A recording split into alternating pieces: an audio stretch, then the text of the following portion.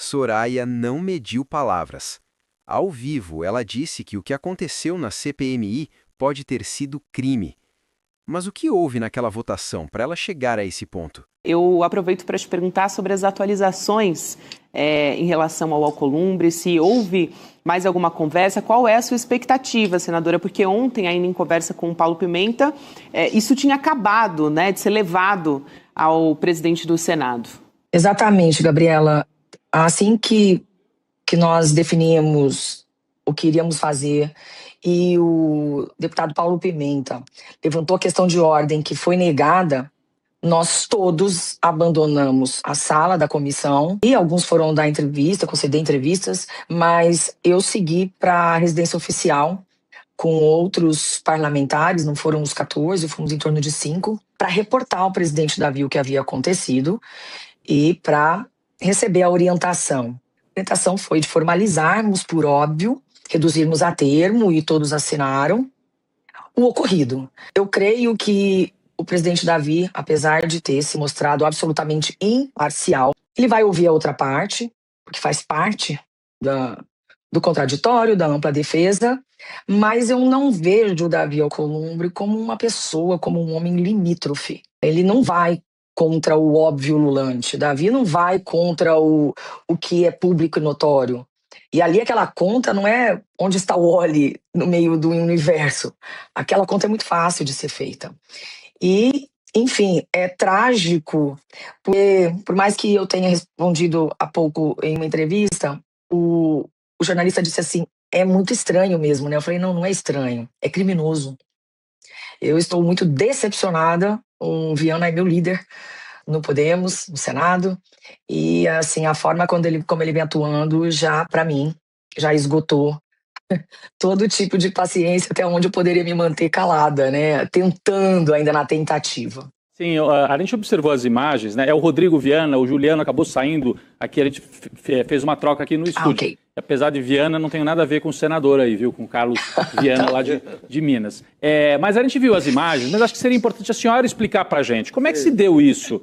Ele contou, ele ignorou aquelas pessoas que estavam de pé, porque as imagens são muito claras, né? Você tem um grupo mais para a direita, um grupo mais central, que acho que era onde a senhora estava ali, e um outro grupo mais para a esquerda. Como é que ele conseguiu não contar 14 pessoas? Você poderia trazer para a gente de volta esse momento factual assim da história? Rodrigo, até eu me pergunto como é que ele teve a coragem de fazer isso. Ele chamou todos os brasileiros de otários.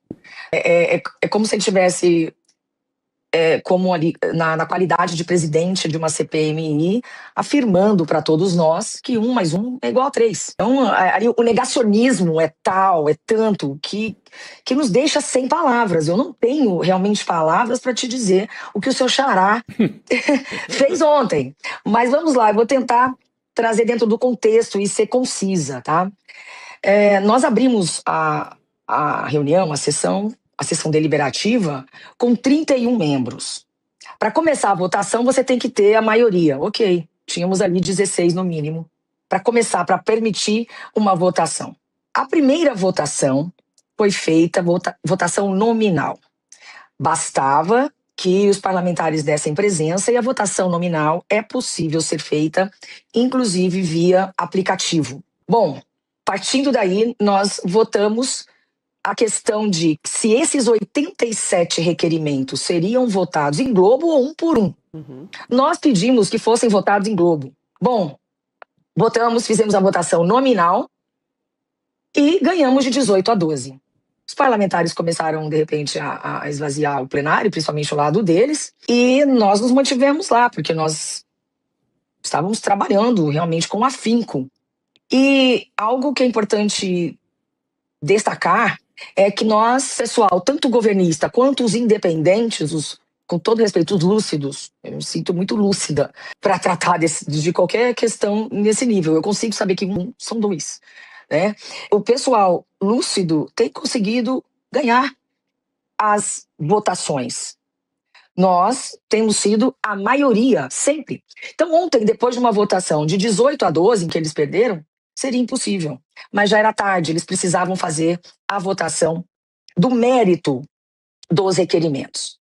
Porém, antes disso, o presidente Viana já havia sido provocado inúmeras vezes por ter pautado somente requerimentos que interessam à oposição e que não visam exatamente cuidar do escopo da CPMI, que é a questão do INSS. E ele nos prometeu que iria cuidar dos consignados agora no retorno do recesso, que nós cuidamos muito dos descontos associativos e agora eram os bancos.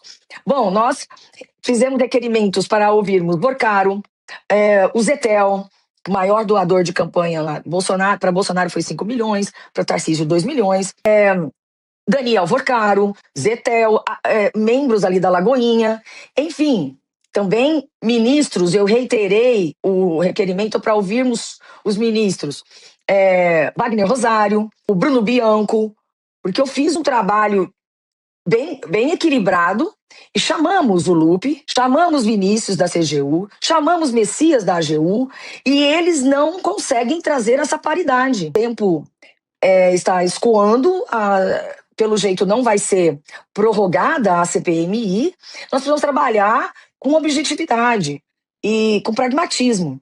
Então, o que aconteceu? Eu sei que o Pimenta deve ter falado para vocês, mas ele deixou bem claro para o presidente Viana, antes disso, que eles iam perder, porque nós estávamos em 14, eles estavam em 7. Só que ele não podia mais fugir. E nós estávamos dentro do período de interstício. Precisava esperar 1 hora para termos uma nova votação nominal real. Seria o ideal. Mas como eles sabiam que iriam perder na nominal, com certeza, resolveram fazer um somebody love, dar um olé, uma rasteira, alguma coisa neste nível, abjeto, porque não tem precedentes, tá? Olha, Léo Nível, eu fiquei só olhando, porque eu não tenho nem tamanho para entrar numa briga dessa, mas... Fez muito bem, viu? Nem... Fez muito bem. Não, eu não posso me meter em algo assim. Eu fiquei realmente estarrecida, olhando de onde eu falei, eu não acredito. E vou dizer para vocês que os maiores figurões da política, do lado do bem, do lado do mal, seja o que vocês imaginarem, todos estão chocados com a interpretação dada. Como ele não tinha mais o que falar, porque nós estávamos... Eu poderia só ter levantado a mão. Não precisava exatamente me levantar. Aqueles que concordam permaneçam como se encontram. Sempre foi assim. Então, nós tomamos a atitude de levantar para que não houvesse dúvida.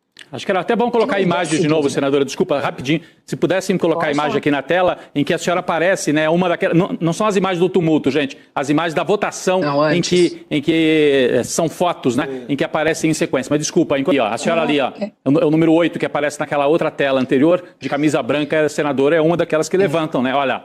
Né? Aparece claramente. Não precisávamos levantar. Então, ele levantou as mãos para que, sabe? E nós estávamos muito seguros. Quando ele contou 2 vezes, ele contou 7, porque 7 era o número deles. Uhum. E aí, quando dá confusão, geralmente, o presidente volta, peraí, vamos recontar quem está aqui. Então é simples, mas ele foi assim, de inopino, ele foi muito rápido para falar que estava resolvido. É uma disfarçatez tão grande que eu estou chocada até agora. Parece que eu estou sonhando. E o pior é que ele trouxe algo que não é a forma da votação simbólica. Para você abrir qualquer votação, você tem que ter a maioria absoluta dos membros. Só que para votação simbólica, você tem que ter a maioria dos presentes. É o artigo 108 do Regimento Interno do Senado Federal.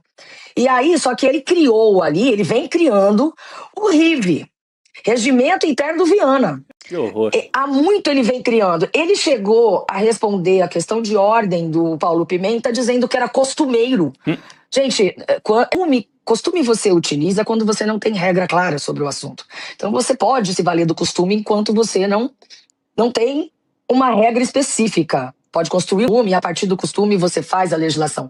Mas aqui não há dúvidas. Nunca foi possível votar online numa votação simbólica. Tá? Somente votação nominal. Então é óbvio que era só a maioria dos presentes. Isso nunca foi posto em dúvida. Aí ele começou a dizer que tinha que ser metade dos 31. É uma mentira, uma falácia, principalmente porque ele sabia que do lado dele havia 7 titulares e do nosso lado havia 14 titulares. Ele já sabia da conta, eles fazem conta. Uhum. Então foi um vexame. impossível de nominar, e o pior é que colocaram a questão da quebra de sigilo do filho do presidente Lula. Porém, esse sigilo já foi quebrado, não é isso que nos interessa, o que nos interessa é a paridade de armas. Que sejam ouvidas as pessoas que estão, os principais envolvidos neste escândalo, que cada vez fica maior. Então, então, nós não conseguimos ainda, sabe, entender o que ocorreu com o presidente, mas é óbvio que ele cometeu um crime. Ontem ele esteve em flagrante delito de uma fraude. Eu já tô pedindo, gente, eu quero pedir o código-fonte e eu quero revisão desses votos. Porque como é que é? O auditável. Eu quero um voto auditável. Voto auditável, eu quero o código-fonte. Da onde que ele tirou isso? Muito bom. Sabe? Porque é algo surreal. E utilizar isso, sabe? Tergiversar sobre o motivo da votação. Ninguém estava preocupado com a questão do filho do presidente Lula. Ninguém mesmo. E eu tenho uma atitude muito independente, mas eu já estive em reuniões pré-CPMI lá no Palácio, nunca vi ninguém pedir nada. E a conversa no Palácio sempre foi: quem tiver pagar, vai pagar. Isso. Seja de onde, venha de onde vier.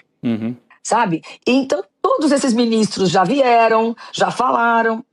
Enfim, é muito grave e, sinceramente, eu acredito que o presidente Davi, que não é limítrofe, que não é um negacionista, tá? Ele entendeu, apesar de ter mantido ali o rosto impassível, blasé, porque é de se chocar. Eu estou incrédulo até agora. Eu acho que preciso que alguém me belisque, porque eu não consigo acreditar que eles estão sustentando até agora, com firmeza, ainda apontando o dedo. Tá tão feio. Nós não podemos, sabe, ter esse tipo de comportamento. Por isso nós não permanecemos na oitiva do filho do Camisotti.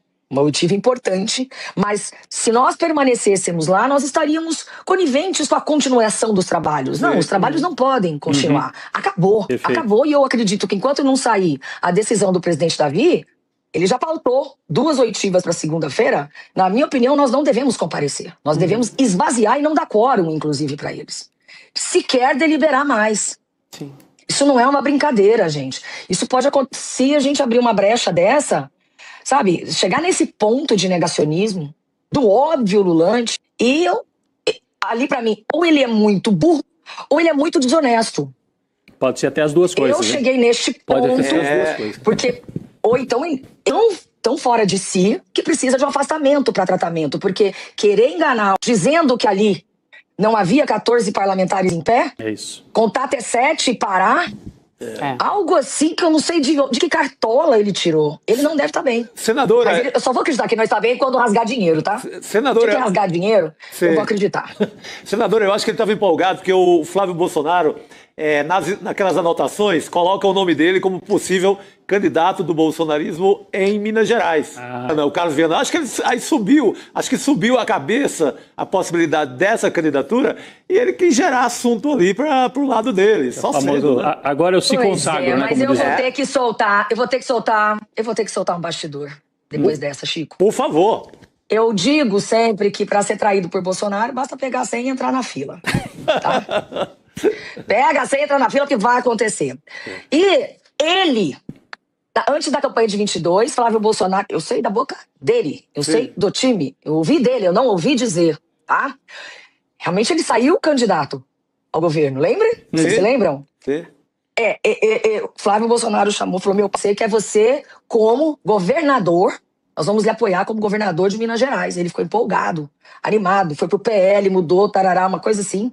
E aí, o primeiro dia, ele falou, não quero Zema, não quero... Quando o Bolsonaro chega em Belo Horizonte, ele foi ao lado da esposa receber o presidente, ele, o candidato do presidente. O presidente passou por ele, não cumprimentou, foi cumprimentar o Zema e abraçou o Zema. Ele foi traído. Ele foi traído de uma forma tão vergonhosa, tão, sabe, então foi uma vergonha muito grande para ele. Ele ficou arrasado, por óbvio, porque isso aqui, nem na política se faz isso. Nem na política. Política você tem que ter. Palavra. E quem não tem palavra não é respeitado. Aí o que ocorre? Agora, de novo, eu vejo pessoas assim, insistindo em, sabe, ficarem inflados com isso, mas eu digo que ali, ó, pra apanhar 2 vezes só tem que ser mulher de malandro, tá? Senadora. Você não tem vergonha na cara, a pessoa que se deixa enganar 2 vezes por alguém que engana todo mundo, quanto mais na traição, esta pessoa não merece mais a minha confiança, não tem como lidar com isso. Sim, Eu estou muito indignada. Faz bem, Vocês me perdoem, assim, é porque a gente vem tratando aqui nos bastidores e chocados cada vez mais com as conversas, inclusive internas deles, que coisas que são inenarráveis, sabe? É muito triste. Nós chegarmos num ponto onde uma pessoa acredita nisso, né? Que vai conseguir nos enganar dessa forma. Senadora, eu não posso deixar de fazer essa pergunta, até porque muita gente da nossa audiência quer saber também, porque estão vendo vários veículos noticiar que a senhora está estudando concorrer à reeleição no Senado por outro partido, inclusive. Não sei se no PSB, eventualmente numa aliança com o PT no Mato Grosso do Sul.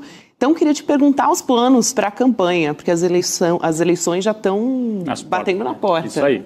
Pois é, a política pode ocorrer no palanque, né? Mas ela acontece nos bastidores. Então é um momento de bastidor. Realmente, eu recebi convites pelo PDT e PSD para concorrer dentro da federação. Uma federação na qual o Podemos não se encontra. Mas, dentro das nossas tratativas, eu conversei nessa semana com a Renata Abreu, a minha presidente, Luiz França, o secretário-geral nacional do Podemos, e nós conseguimos colocar o Podemos aqui redondinho, e temos um time, né?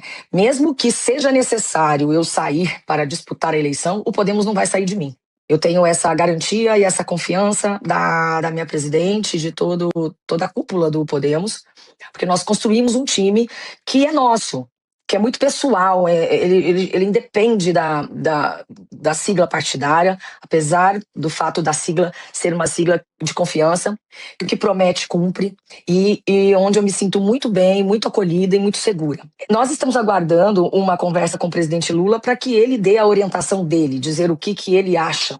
Essa conversa está para acontecer nos próximos 10 dias, depois de já termos conversado todos com todas as partes. E, se for necessário, a Renata me liberou. Mesmo assim, eu continuo cuidando do Podemos. Os meus suplentes ficarão no Podemos. E eu posso, não é certeza ainda, disputar por outra sigla, se assim for importante. Neste momento, o que é interessante dentro do meu campo, da minha base, é que eu tenho voto de pessoas de todos os espectros, por incrível que pareça. Tá? Tenho menos, é lógico, dentro da seita bolsonarista, dentro da seita. O meu pai pode votar no Bolsonaro, mas vai votar em mim. É seita aquilo. Mas tem muita gente que vai votar, de certo, Flávio Bolsonaro, mas vai votar Soraya. Mas eu não posso contar com esse mínimo, certo? Tô falando com carinho do meu pai, mas aconteceu. Acontece com muita gente. Então pode votar, é o direito dele. Se ele quer votar no Flávio Bolsonaro, pode votar, mas vai votar Soraya. E como ele tem muitos. Então, eu não vou abandonar eleitores. Tenho uma boa relação com o atual governador, eu fui sempre parceira, como eu tenho uma excelente relação também com o atual candidato ao governo do PT. Eu conquistei este eleitor, foi uma coisa natural, foi algo orgânico, e aconteceu. Não há divisão. Wander Lobé virá como candidato do PT ao Senado. Primeiro voto. O segundo voto é Soraya. E não tem mais ninguém. Nós já estamos pacificados. Então, o que eu puder trazer de voto para cá será bem-vindo. Também não vou descartar os votos que vêm do atual PSDB, do atual governo, porque ali eu construí. Essas pessoas são Soraya. Vão votar no candidato número 1 do atual governador Eduardo Riedel, que é o ex-governador Reinaldo Azambuja, mas não votam no candidato bolsonarista, com quem eles querem fazer uma chapa pura, mas não rola. Então eu tenho voto em todos os lugares, e o presidente Lula, ficou acertado, deu seu segundo voto, e ele foi grandioso dizendo que, na minha preocupação, né? A vida é uma via de mão dupla. Como é que eu vou pedir voto para ele, de repente, ter que ter um dissabor, enterrar meu pai, ele infartar, alguma coisa deste tipo. Pai, tios, vizinhos, acontece. Eu falei para o presidente Lula, por Deus, a Gleice estava lá. Falei, presidente, o senhor me fala uma coisa dessa, eu agradeço imensamente, mas como é que eu vou fazer? Uhum. A grandeza dele foi dizer, ele nunca me pediu sigilo sobre isso, ele falou, não liga para isso não se meta na campanha presidencial, cuide do seu mandato, cuide da sua campanha e não precisa pedir voto para mim não, eu vou pedir para você. Olha só. Muito bom. Porque ele sabe que ele precisa disso. Porque essa é uma campanha de Congresso. Se não, vou dizer para vocês, ontem foi mais uma tentativa de golpe. Tá? Se nós não tivermos pessoas coerentes, corretas, sensatas, no ano que vem, eles vão dar um golpe no país. Via derrubar o STF inteiro. Não duvidem disso. Eles têm coragem de dizer que não viram 14 pessoas. Sim. Em pé. Importante. Eles são capazes de tudo. Não tem limite, é. E o presidente Lula não tem limite mais. Não tem limite mais. Perderam a vergonha na cara. Então o presidente Lula está sendo muito sensato, pragmático, porque ele sabe que pode confiar em mim, porque eu não vou viajar na maionese. Eu sou absolutamente democrática, absolutamente conservadora da instituição. Eles são reacionários, eles não são conservadores, porque o verdadeiro conservadorismo é o institucional. E eles tentaram um golpe de Estado e continuam tentando. Quem foi conservador? Lula. Sim. Quem são os conservadores? Aqueles que querem conservar a democracia. Não é o de costumes. Então, os conceitos estão subvertidos. É isso. E as pessoas podem não entender a gravidade. Mas o que pode acontecer, se eles tiverem maioria, é algo assim, pior do que o que poderia acontecer em 8/1. E nós, hoje, o presidente Lula, tá assim, a ala em quem se pode confiar, tá sendo, eu tenho sido voto de Minerva. É um voto, são 2 votos, são 3 votos, é tudo assim, no limite. É isso mesmo. Temos que manter. Então, em nome da democracia, em nome de quem defende a democracia, em nome e respeito a todas as pessoas que votam em mim, tanto que no segundo turno de 22, eu não fui para lado nenhum e nem votei. Eu disse o seguinte, eu agradeço todos os votos que eu obtive e vou deixar o meu eleitor, que é consciente, escolher agora. Eu não vou brigar com o meu eleitor. Eu tinha eleitor que gostava de Lula e gostava de Bolsonaro. Aí acabou, entendeu? E vou continuar assim, não é ser em cima do muro não, porque eu não sou uma pessoa em cima do muro. É isso. Sim. Mas não vou pedir voto pra eles, né? Espero ter contribuído, pessoal. E perdoem essa verve aqui, porque é inacreditável. Eu, sinceramente, tenho que dobrar o número de sessões de terapia. Né? Pra aguentar essa gente. Eu que tô vendo alguma coisa errada. Será que eu que estou com dissonância cognitiva? É isso. Quando regras são distorcidas e o óbvio precisa ser defendido, não é só uma votação que está em jogo, é a própria democracia. E se 14 podem virar 7 diante de todos, o que mais pode ser distorcido amanhã? Comenta aqui, você acha que isso terá consequência ou vai acabar em silêncio? Até o próximo vídeo.